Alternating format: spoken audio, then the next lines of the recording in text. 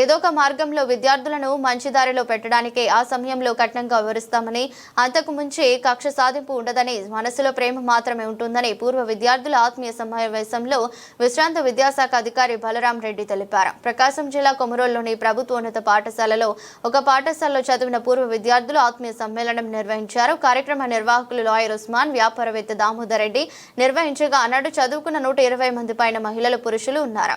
ఈ సందర్భంగా తమకు విద్య నేర్పిన విశ్రాంత మండల విద్యాశాఖ అధికారి బలరాం రెడ్డి, వ్యాయామ ఉపాధ్యాయులు నారాయణ రెడ్డిలు ముఖ్య అతిథులుగా పాల్గొని డాక్టర్ సర్వేపల్లి రాధాకృష్ణన్ చిత్రపటానికి పూలమాలలు వేసి స్మరించుకున్నారు. మహిళలు జ్యోతి ప్రజ్వలన చేశారు. అనంతరం పూర్వ విద్యార్థులు అతిథులుగా విచ్చేసిన ఉపాధ్యాయులు బలరాం రెడ్డిని, నారాయణ రెడ్డిని ఘనంగా సన్మానించారు. తమతో పాటు చదువుకొని నేడు అనంత లోకానికి వెళ్లిన ఉపాధ్యాయులకు, స్నేహితులకు 2 నిమిషాలు మౌనం పాటించారు.